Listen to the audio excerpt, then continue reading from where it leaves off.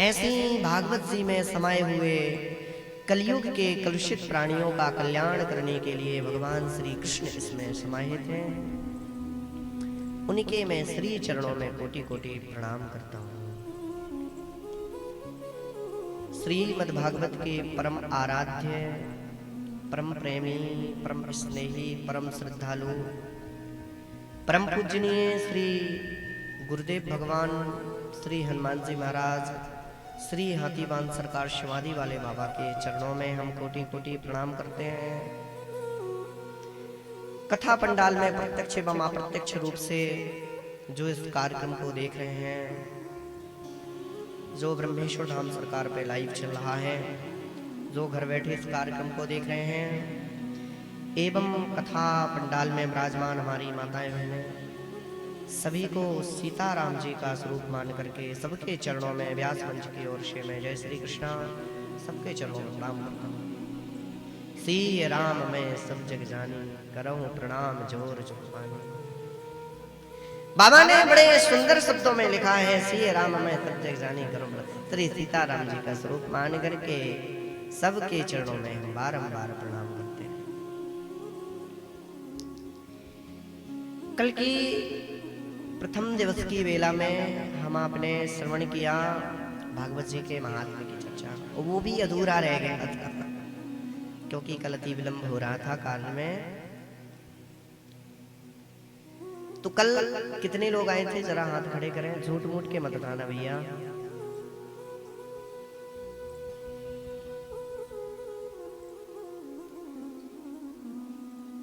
अच्छा अच्छा। और कल कितने लोग नहीं आए थे वो भी हाथ खड़े करें।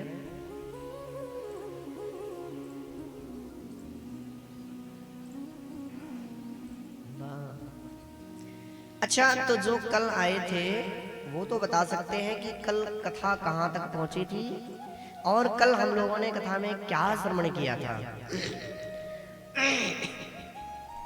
ये तो बता सकते हैं ना कल हम लोगों ने कथा में क्या श्रवण किया था।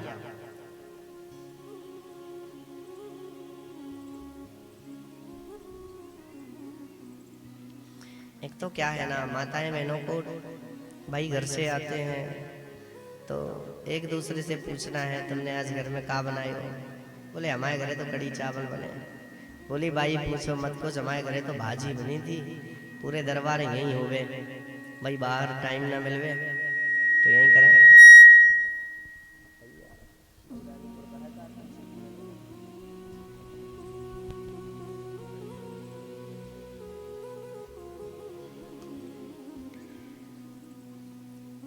अब तो आप लोगों ने वो बात कर दी जो मैंने कल आपको बताई थी। एक मूर्ति थी, दोनों 100-100 ग्राम की थी।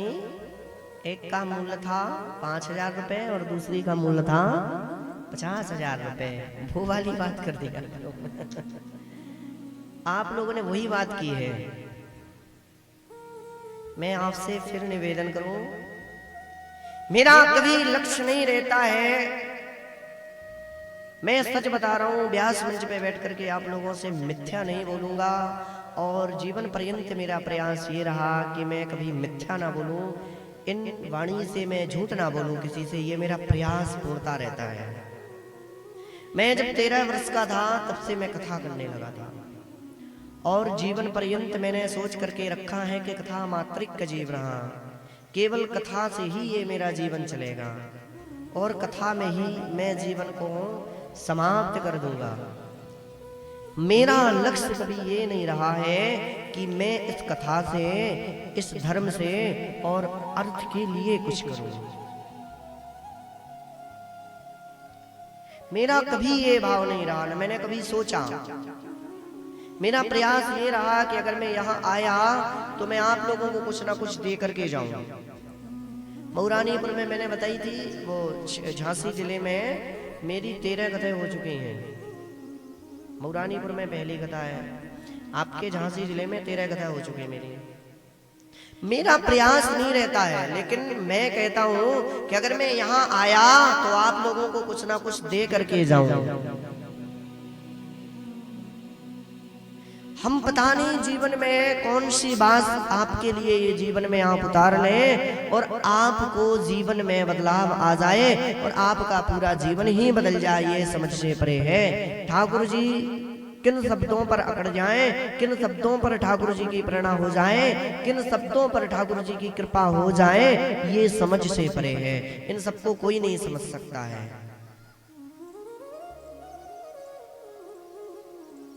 इसलिए मेरा आपसे निवेदन है कि 5000 की मूर्ति ना बने, 50,000 की मूर्ति बने तो ज्यादा अच्छा है।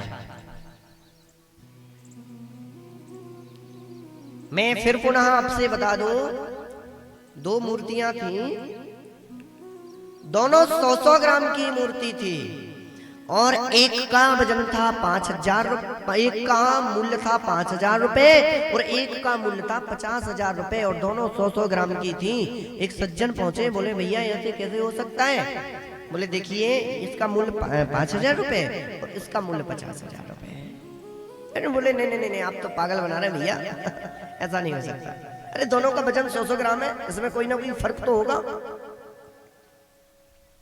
सोने में तो आदमी इतना में किनका में भी देख ले, ऐसा नहीं हो सकता। बोले नहीं नहीं भैया मेरा भरोसा करो, दोनों मूर्ति 100-100 ग्राम की है, फर्क इतना है, इस मूर्ति का मूल्य है वो 5,000 रुपए है और ये जो दूसरी मूर्ति है उसका मूल्य 50,000 रुपए है।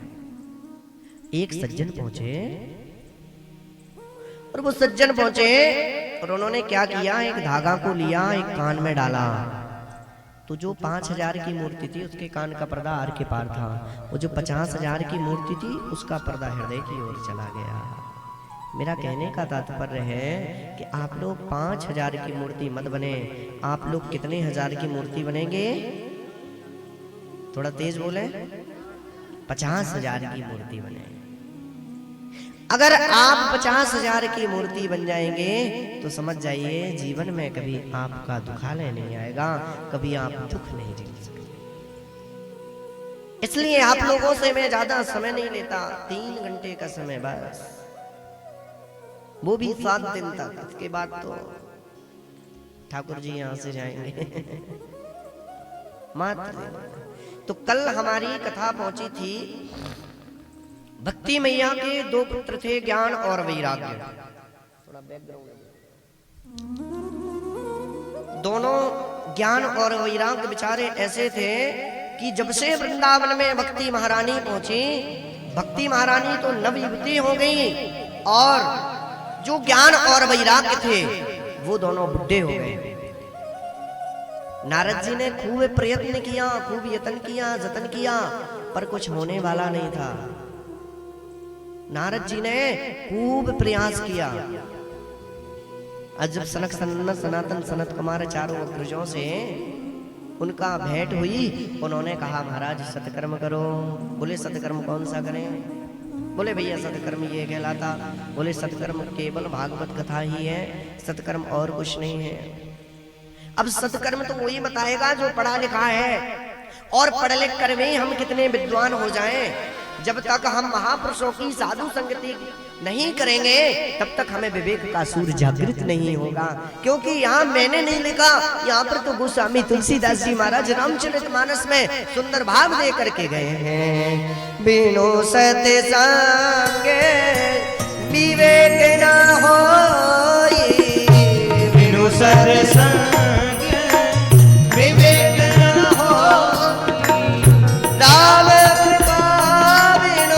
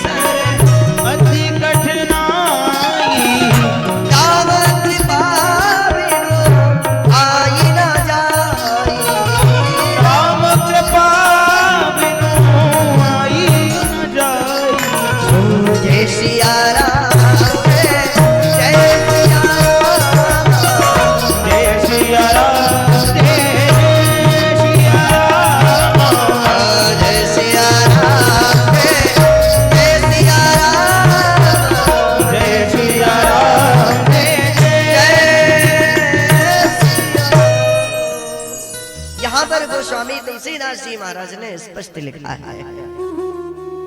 हाँ, यहाँ पर बड़े सुंदर शब्दों में लिखा, बिनु सत्संग विवेक न होए, राम कृपा बिनु सुलभ न सोए। जब तक हम साधु संगतियों की, महापुरुषों की संगति नहीं करेंगे, तब तक कुछ होने वाला नहीं है।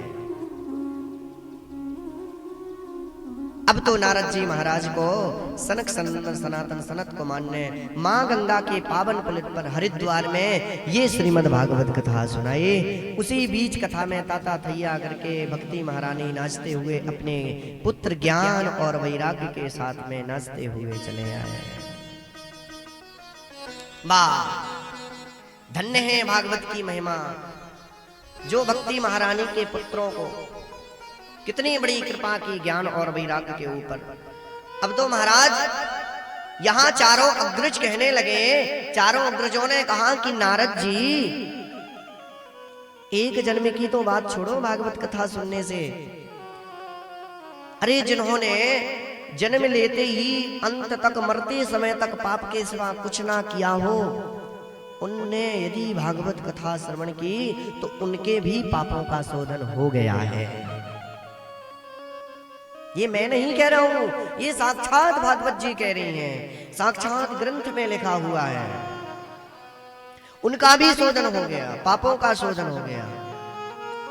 बोले महाराज, जीते जी की तो बात छोड़ो, मरने के बाद भी यदि किसी ने श्रीमद् भागवत कथा का पारायण की सुनवाया तो महाराज उनके भी पापों का शोधन हो गया और वो भी परम गति को प्राप्त हो गए।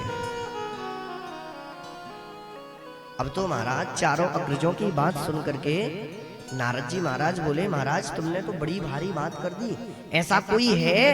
अरे बोले, मैं आपको बड़ी सच्ची घटना सुना रहा हूँ। बोले कौन सी घटना? अरे बोले रुक जाओ, हमने आपको अभी सुना रहे हैं। अत्रिते की